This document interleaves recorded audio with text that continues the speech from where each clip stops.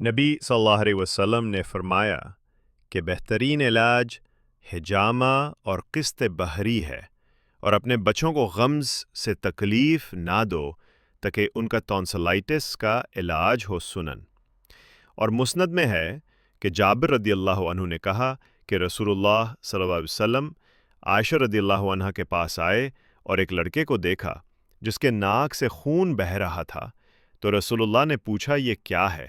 انہوں نے کہا کہ اس سے ٹونسلائٹس یا سر درد ہے۔ تو رسول اللہ نے فرمایا افسوس ہے تم پر، اپنے بچوں کو قتل نہ کرو۔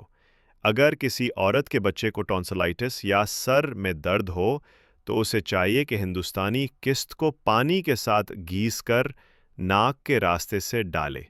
جب عائشہ رضی اللہ عنہا نے یہ نسخہ استعمال کروایا تو لڑکا ٹھیک ہو گیا۔ ابو عبیدہ رضی اللہ عنہ نے کہا کہ ٹونسلائٹس خون سے متعلق گلے کا سوجن ہے، اور کہا گیا کہ ٹونسلائٹس میں کان اور گلے کے درمیان پھوڑا ہوتا ہے جو زیادہ تر چھوٹے بچوں کو ہوتا ہے۔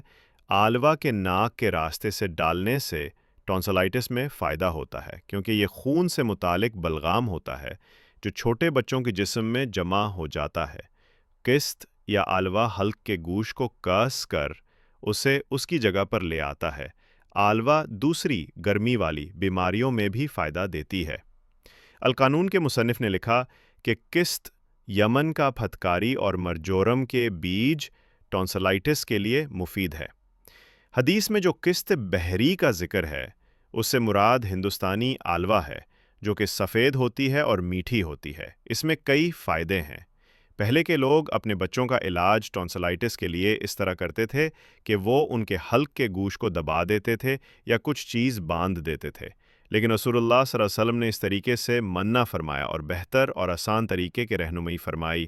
دوا ناک کے راستے سے اس طرح دی جاتی تھی کہ سادے یا مرکب نسخے کو پیس کر سوکھا لیا جاتا تھا، پھر اگر ضرورت ہوتی تو وہ آدمی جو بیمار ہوتا اسے چھٹ پر سلایا جاتا اور اس کے کندھے اوپر اٹھائے جاتے تاکہ اس کا سر پیچھے ہو جائے۔